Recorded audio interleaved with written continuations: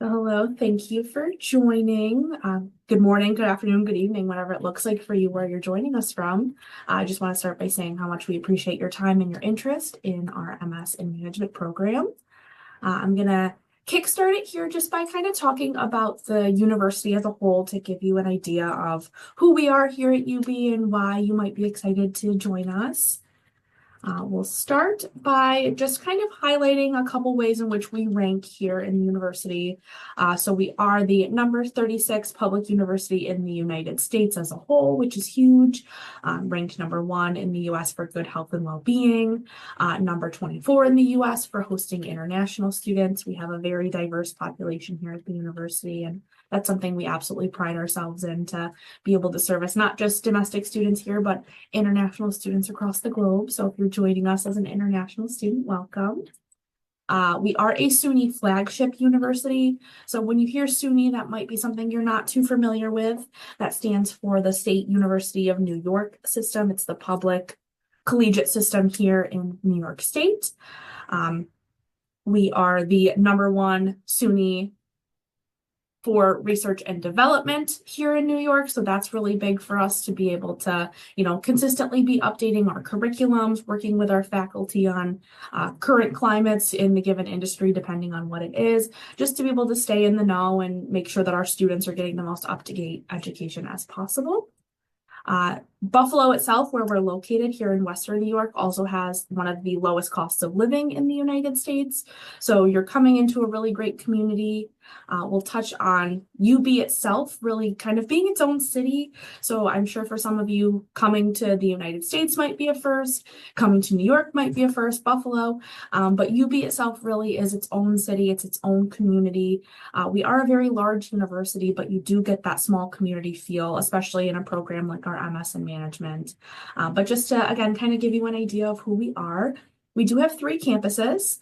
As an MS in Management student, you'll really be centralized on just one, our North Campus, which you can see here in this picture on screen.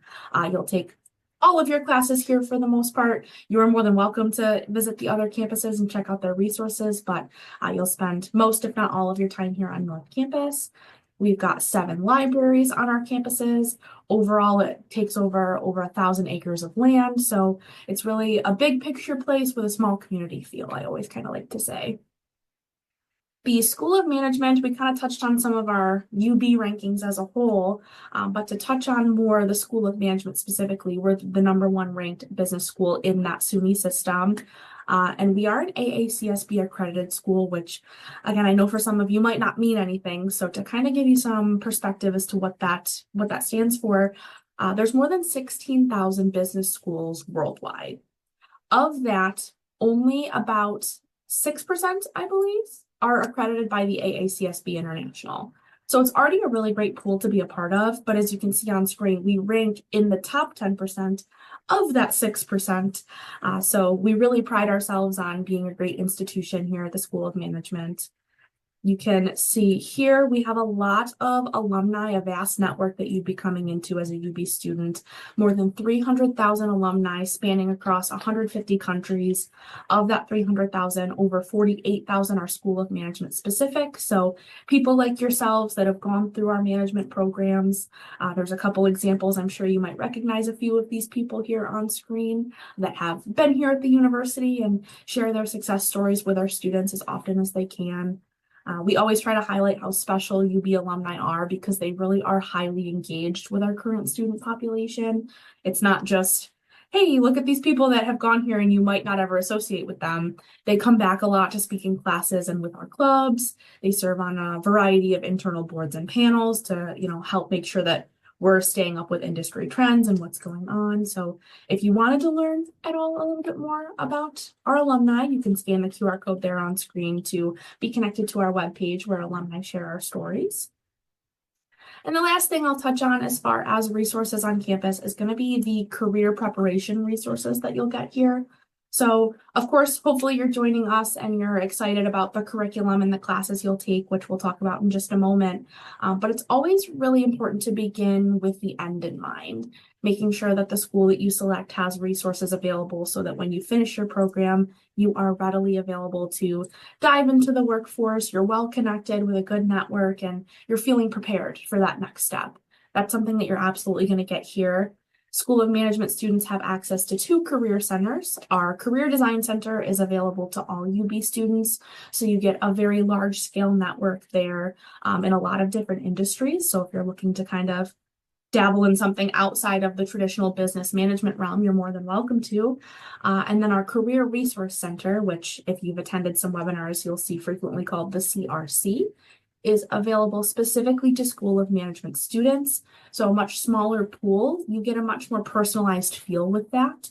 You'll get a dedicated specific career advisor who specializes in your program. So for you guys, the MS in management, they'll help you with things like updating and cleaning up your resume, working through networking strategies, job search strategies, connecting you with our network and our alumni so that you can begin that networking prior to graduating from your program to hopefully just set you up for success. And there's a whole lot more. They do career fairs on campus, things like that. So it's definitely a really great program to take part in here at the university and something we definitely pride ourselves in.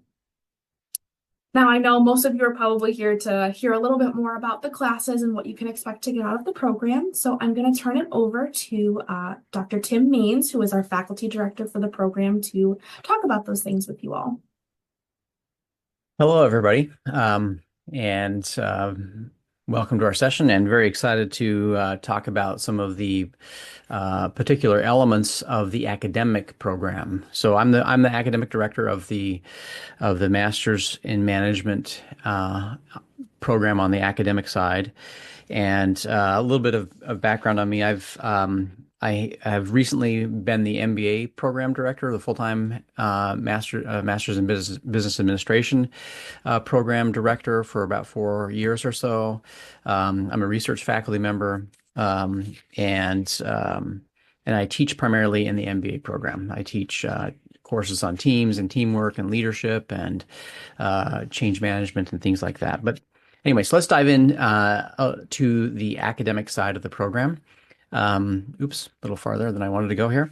So I would say at a general level, earning a master's degree, whatever that master's degree is, there's a lot of compelling evidence that those with a master's degree compared to those with an undergraduate degree do significantly better in their careers. They have higher starting salaries. They progress more rapidly in their careers. They get promotions sooner, and with those promotions comes higher pay as well. So it's a good choice in my mind to get a master's degree.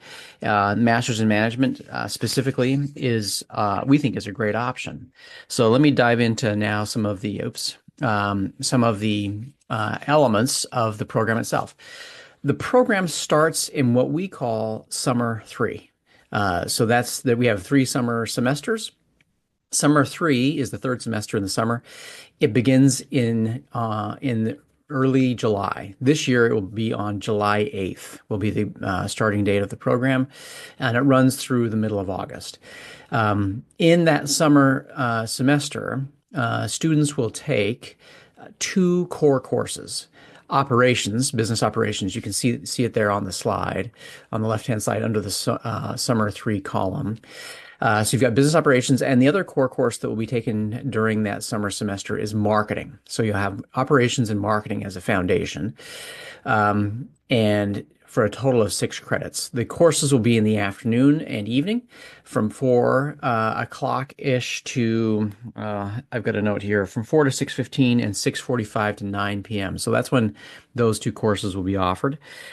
And then moving into the fall, students will take 6 more credits of core.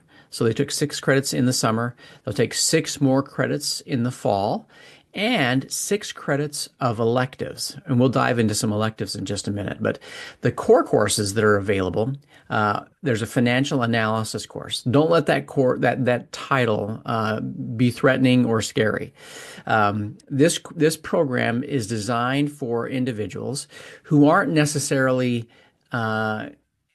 quantitatively inclined, meaning they're not math people, they're not necessarily statisticians, like would be true for our full-time MBA. We might have more of the quantitative focus. Here, we're more concept-based in this program, helping people to prepare for a career in business, learning the language and understanding the various functional areas of business and so on. So the courses, say a finance course, won't be as in-depth as you would get in an MBA course in terms of actually computing things. And once again, it'll be more at the level of concepts and ideas related to finance. And then there are 2 courses in addition to that finance course. There are 2 courses that each are 1.5 credits. So we've got a teams and teamwork course, and then a course we call management communication, which is mostly a course on how to present, how to make verbal presentations and design PowerPoint slide decks that compellingly convey the message that you're trying to convey. There's some writing component to that as well to learn to write effectively and so on. But the majority of that course is on verbal communication. So combined, that's 6 credits of core, and then you'll have an opportunity to take 2 elective courses for 3 credits each. So that'll be a total of 12 credits. If you look down here at the bottom, 5 courses, 12 credits in the fall semester.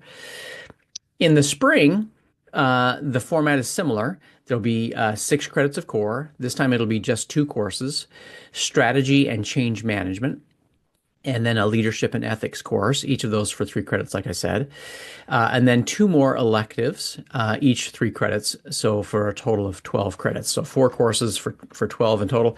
That means that across the entire program, that there will be 18 credits of core courses plus 12 credits of electives for a total of 30 credit hours across the time that you're in the program. So that's kind of an overview of how that all looks and fits together in terms of the semester by semester view of it.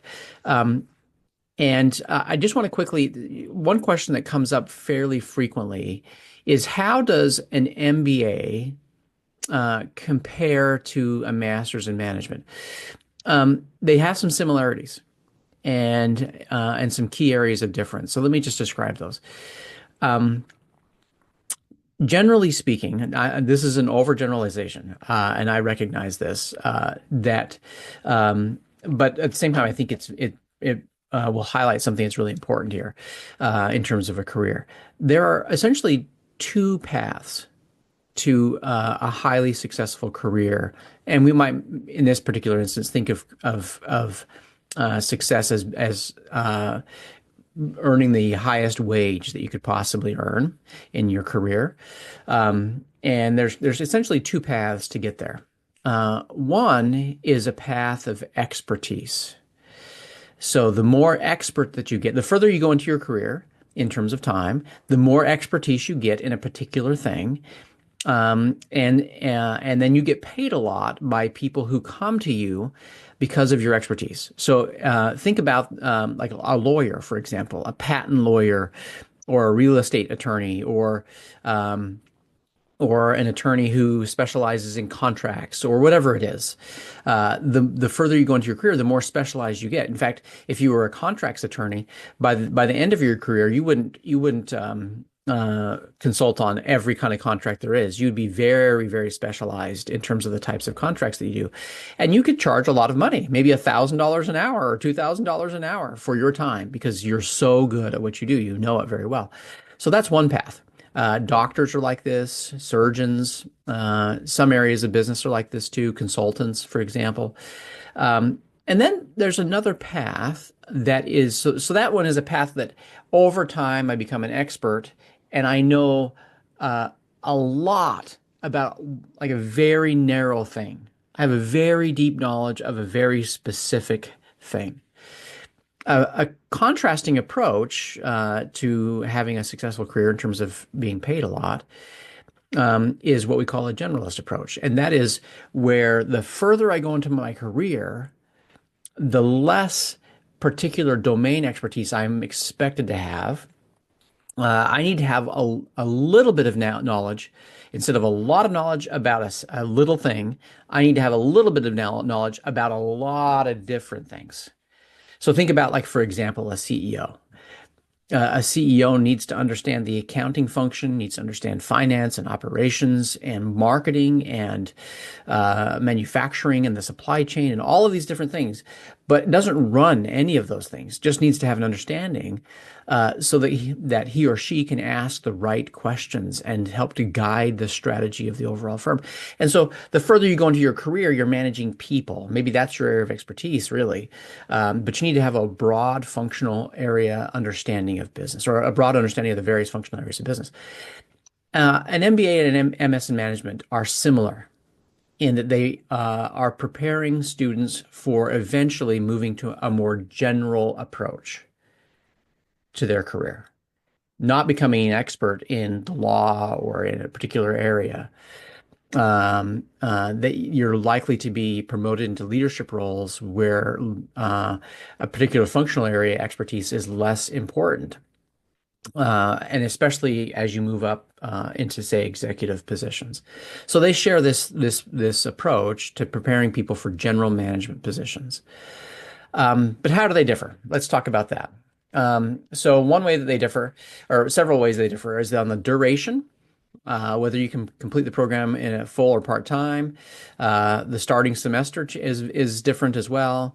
The degree of prior work experience, the degree of using quantitative skills, and then career outcomes and focus areas. So let's talk about the Masters in Management. This is an 11-month program. Compare that to an MBA, which is a 2-year program. So we're talking about 30 credits versus 60 credits. So it's half as many credits that you have to earn. The MS in management, you can do it full or part-time. Our encouragement would be to do it full-time, but you can do it part-time as well. The full-time MBA in residence is it's only full-time, so you can't do that part-time. We have other programs that might be of interest if a part-time approach is what you're looking for. The starting semester is in the fall for the MBA, not in the summer, like the Masters in Management. Generally speaking, the MBA, we like to have people in that program who have at least 2 years of work experience.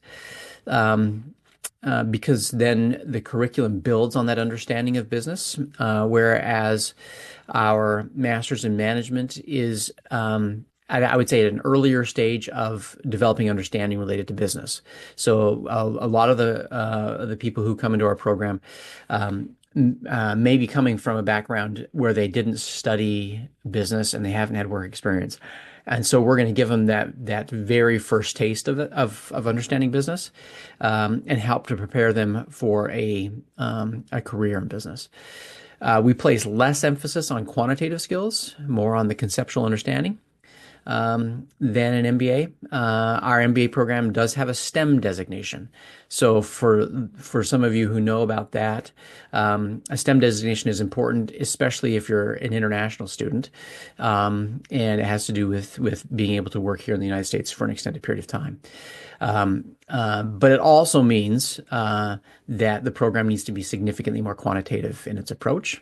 STEM stands for science, technology, engineering, and math.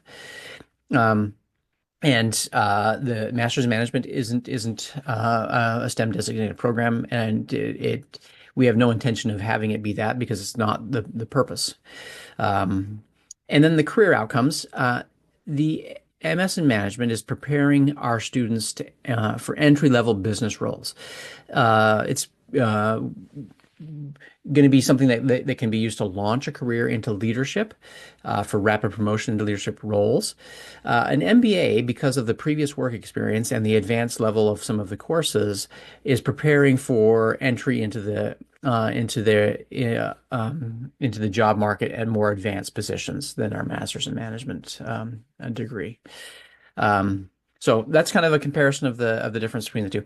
As I've talked here, I can kind of tend to go on and on. I'm a professor, so that's just part of the deal. Are there questions as I've talked about anything here up to this point? The structure of the semesters, the courses that are offered, the core versus meaning the required courses versus the electives, comparison of the MBA versus our master's in management. Any questions at all? Happy to respond to any. Yeah, as anyone thinks of questions, if you're more comfortable putting them in the chat, you can definitely do so. Or if you want to, virtually raise your hand with the little buttons to unmute and actually ask your questions, we want to hear from you if you're comfortable with that as well. So at any point, put them in the chat, raise your hand so we can chat with you a little more. Yeah, so there's a question from, I think I'm saying this right. I hope I'm saying it right. Is it Mariana or Mariana? About whether the classes are in person, or I'm guessing if you're asking if there's any that are online. And the answer is for the core courses, all of those are in-person courses. And for a few of the electives, there is a possibility to take a few of those online, asynchronously. Um, and another question, are they Monday and Friday? So the core courses, so it breaks down by semester. In this, the program begins in the summer. Let me go back to that slide actually really quick, if that's okay. Over here on the left-hand side, you'll see summer 3, and then we've got the fall as we move from left to right, and then we've got the spring semesters kind of all broken down. In that summer 3, the courses are Tuesday, Wednesday, and Thursday from 4 to 6:15 and 6:45 to 9. That's the summer 3, and it runs from July 8th through about let's see if I've got it noted here. I think it's like August 16th, I want to say. I don't have the date written down there, but it's July 8th is the start date. It's a Tuesday, and it goes through about the middle of August. And then in the fall and spring, the core courses are offered on Fridays from 9:30 until 12:20, and then from 1 to 3:50. Those are the core courses. And the reason that we did that, offering them on Fridays like that in kind of a block, is to give a lot of flexibility to take electives that are needed, which I'm going to get to in just a moment here. That these electives then are going to inform and form what your career pathway will be. So we wanted to make sure we had optimal room in your schedule to be able to get those electives in. So electives could be any day of the week except for Friday. There will be no electives on Fridays. So Monday, Tuesday, Wednesday, or Thursday. And they could be during the day or at night. Depends on what the elective is, and what your schedule is. Does that help, Mariana? Mariana? Great. Okay. Let's see. I just wanted to make maybe one last comment about the value proposition of a master's in management. One of the big ones, and Kaylee kind of mentioned this earlier, but I just want to emphasize it. The University at Buffalo has a career resource center, and almost every other college uses that university center, and we can certainly make use of it. As management, students in the management school can make use of that. But we also have this sort of ace card in our deck, and that is that we have our own career resource center as well, where we cultivate relationships with local area companies and companies outside of the area too, but many in the local area. And we have a job fair that's just for School of Management students. Only our School of Management students can actually use the resources of our career resource center. We have career coaches that give resume workshops, and as well as one-on-one coaching with resumes and resume building, as well as job interviewing and job interview techniques and tactics and practice interviews and so on. So we've got this pretty awesome resource that is only available for School of Management students. So that's one thing that's amazing. We have an amazing network of alumni as well who support our Career Resource Center, support our programs, support our students. And As well, I think a degree in business helps, especially if you're coming directly out of undergraduate. It helps to set apart your resume, distinguish your resume from all of the other resumes that are out there. Uh, and it's a year. It's fast compared to an MBA. That's 2 years. So this is a year. You can get that business, sort of stamp of approval and that credential, and then you're off to the races with your career. So I just wanted to mention those in terms of the value of the program. I want to talk now about. I've been alluding to this. I want to get to the specifics now, to the various different degree pathways. So in the School of Management, we offer a number of master's degrees. I've already mentioned the MBA. We have a master's degree in accounting. We have a master's degree in finance. We have a master's degree in information systems. And those are very much more quantitative. Information systems, computer coding, those kinds of things in there. Master's in finance is very mathematical. You'll need a lot of calculus and these kinds of things in those courses. The Masters of Accounting is a very technical area. It has a lot of finance in it and other things. And you can only get into it actually if you've got an undergraduate degree in accounting. So it's complicated. But the reason I'm mentioning this is because if anyone on the call is interested in those more quantitative fields, this is not the program for you. The Master's in Management is not the program for you. We can help you get to another program, like a Master's in Finance or a Master's of Information Systems or the MBA. Those might be better options if those more quantitative areas are of interest to you. So please let us know that so we can help you get into the program that makes the most sense. In this program, we have chosen 3 areas of focus for you to choose from. And the reason it's these 3, there's 2 reasons. One is because of the projected demand for positions in each of these areas in the next 10 years. And the second reason is because we don't have a master's degree, specialized master's degree for any of these 3 areas. And maybe a third area is that these areas are not as quantitative. So they're more conceptual based types of learning in these courses. So with that said, what are the 3 areas? The first area is one, we call it operations or supply chain, business operations. The second one is human resources. And the third one is marketing. So we're going to go and take a look at these individually. It's going to be important for the launch of your career to select one of these 3 areas. And so giving that some thought, understanding what is it you want to do in your career, what's appealing to you and so on, is going to be important. So business operations. Business operations covers a lot of different things, covers managing supply chains, but a lot of what you do in operations is managing inside of a firm or organization, say a manufacturing facility or whatever type of service organization, and you're thinking about efficiency and improving how well we're doing things. That has to do, keeping the wheels turning, keeping the lights on, keeping things going. And there are a lot of different courses that we have. You can see them listed here on the left-hand side of the screen. So there's the core course in operations that you'll take in the summer. We've got it there on purpose at the very beginning of the program so you can get exposed to it and understand, do I like this or not? Do I want to major in something else? Do I want to emphasize in something else? If you do choose operations, we are going to highly recommend that you take this project management course that's at the top of the list. That's going to be really critical. Almost every field that you go into in operations, having a base knowledge of project management is really important. But we have other courses as well, and you have 4 electives to choose from across the entire program. And 3 of those need to be in your concentration area.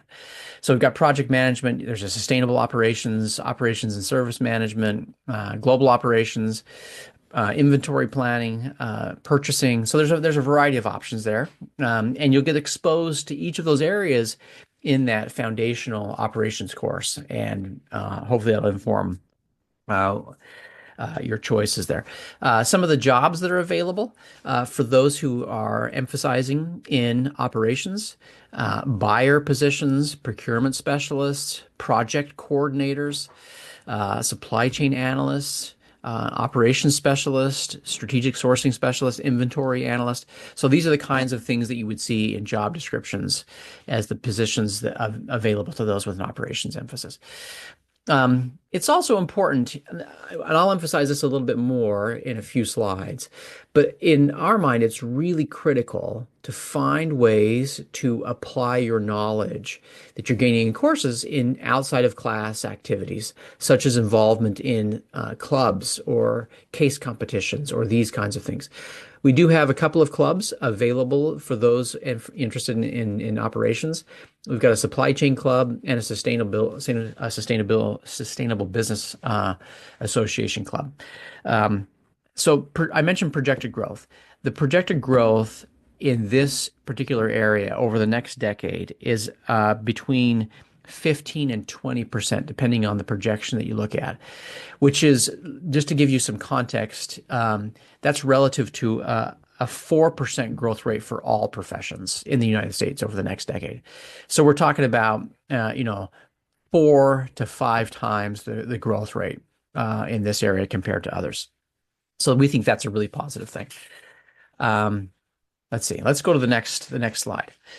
So this is the second area of emphasis that you could choose from in terms of emphasizing in the program is human resource management. Some of the courses that are available, and what do human resource people do in a company? They manage the workforce. They think about like one of the most important, probably the most important asset a company has are the people that work in it. So how do you create an environment where people can thrive and be successful?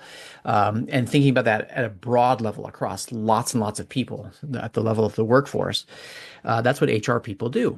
So some of the courses that you would take to specialize in HR include things like performance management. So I don't know if anybody has work experience or has been exposed to this before, maybe a part-time job, but every so often you evaluate the performance of people in your organization. Managers do that. They do an annual performance review or maybe semi-annual or something like that. Well, you need to design a system that does that effectively. And a lot of organizations, unfortunately, have systems that don't work so great. And so that's performance management. How do you design a system to manage performance effectively, to evaluate performance effectively? We have one called talent management, which is about developing the talent pipeline. If you've got a CEO who's retiring in 5 years, you need to be thinking about, okay, as HR, we need to be thinking about getting ready to pick a new CEO and evaluating candidates and doing that in an effective way. So that's talent management. There's a people analytics course. Don't be too afraid of the word analytics. There is some computation there, but I think it's pretty straightforward. And people really like that course. There's a negotiations course, which I think would be incredibly valuable for anybody who's interested in going to work in what we call a collective bargaining type of situation where there are unions, for example, and you got to negotiate between management and the union. And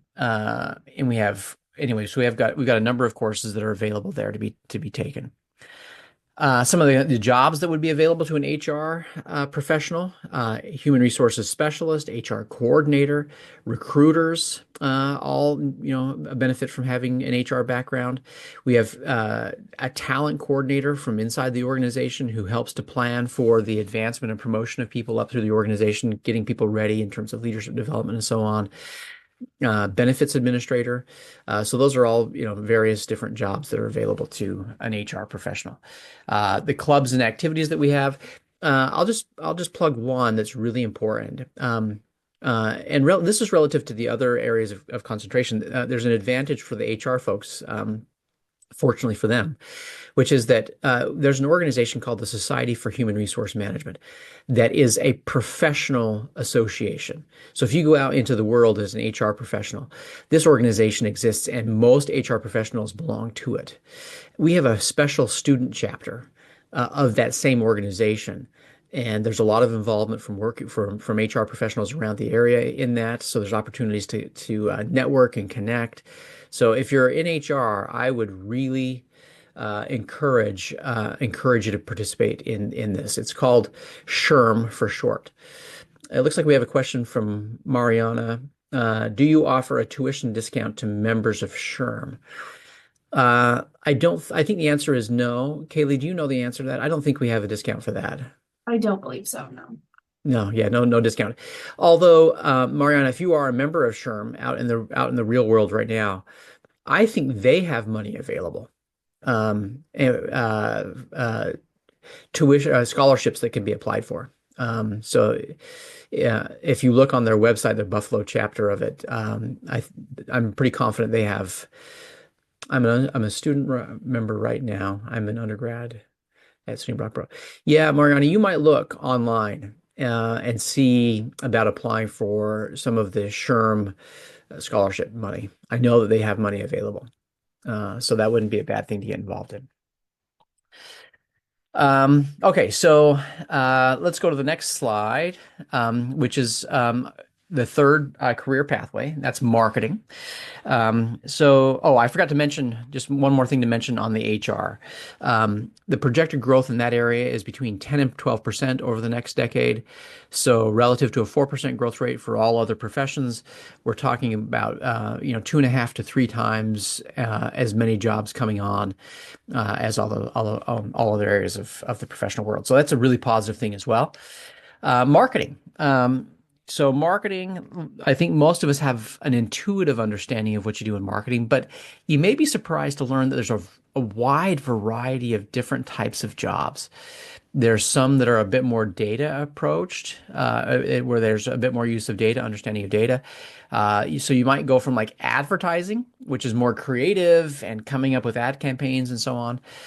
You might be more about a sort of a strategy person, thinking about how do we tackle this segment of the market or that segment of the market or whatever.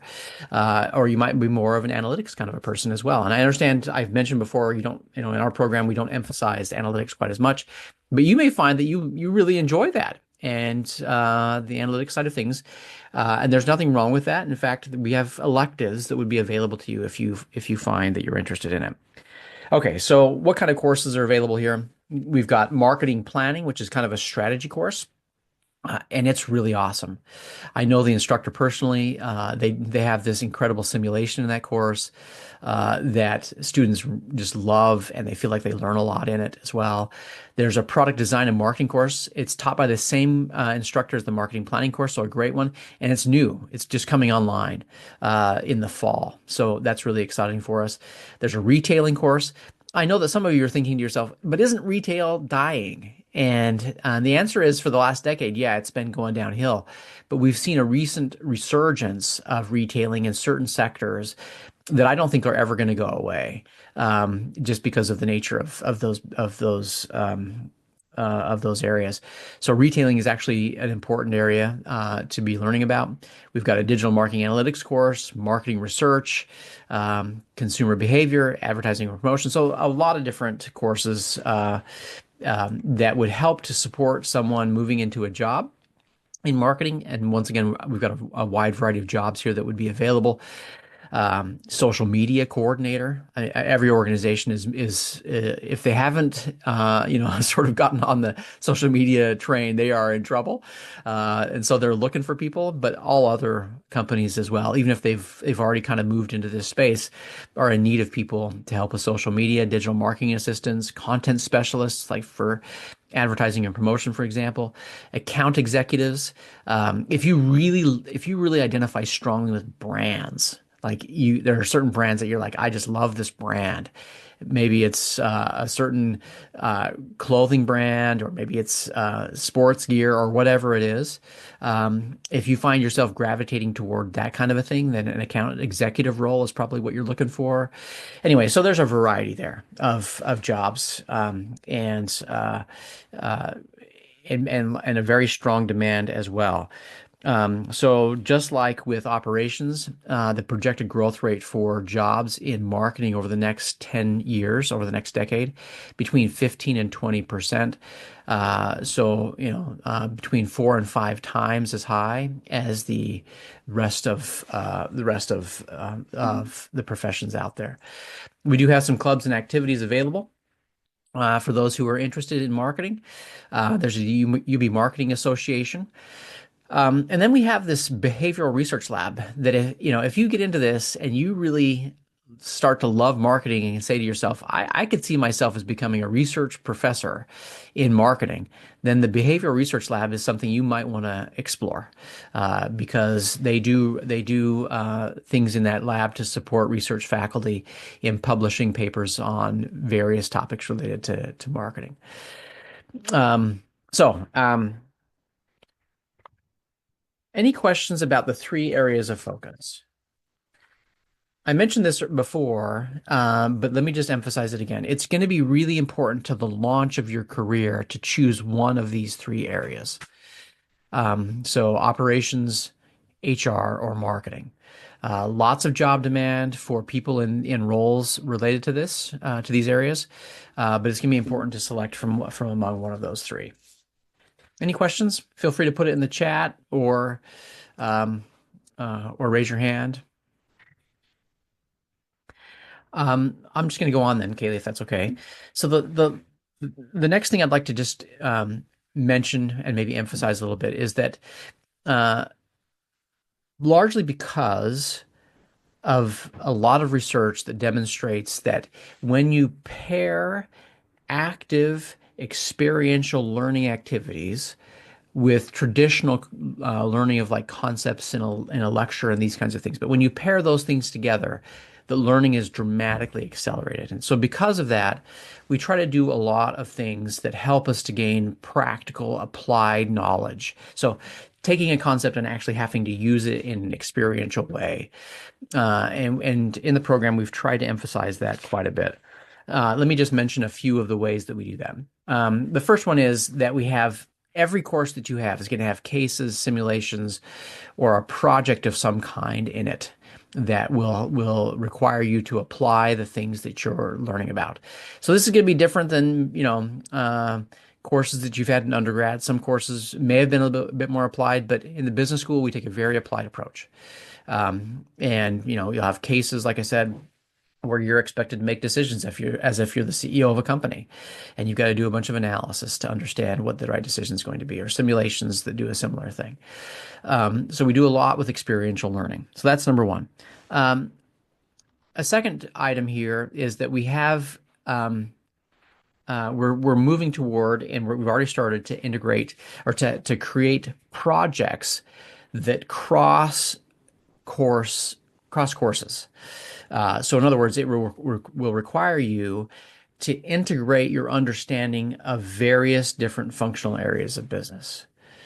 So you might have a case, for example, that requires you to integrate your understanding of finance and operations, or marketing and operations, or whatever. So we've already got one project that's coming online this year. We've got more planned for the year that you guys come into the program.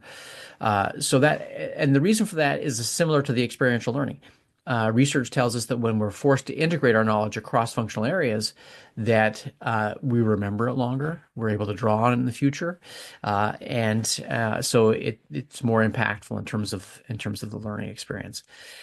And then we have a capstone course so kind of continuing this theme of integrated learning. The capstone course is going to require you to have an understanding of all the previous areas of that you've studied, and to be able to tie those together. And the purpose of that again is to integrate understanding. Maybe just a last couple of items here to mention in terms of experiential learning. There are wonderful opportunities to get involved in outside of class, and I'll just mention a few of them here. We have a program called Global Programs, where if you enroll in the program, you'll have a chance to go to a foreign country. We've gone to Ghana or Costa Rica or Croatia or a number of different places over the years, Italy, and you will do a project with a local organization there, say in Ghana. So it's really a great way to apply the things you're learning in class in an organization with a project that's a real project that the organization, will potentially impact the organization. So there's a chance to do something globally there. With global programs, we also have another program that is something we call Experience the 50. And that's where we do projects inside the United States. So it's kind of global in the sense that it's maybe outside of New York, but it's not global in the sense that like it's across an ocean. But you might go to California or Texas or Chicago or New York City or whatever and work with an organization there. And it is a semester long experience. There are deliverables and so on. But anyway, that's a wonderful set of opportunities within global programs.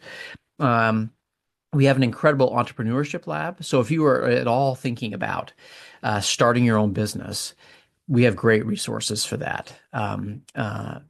There's startup money through competitions and so on that are available, and other resources available through those competitions. But we have this thing called the Entrepreneurship Lab.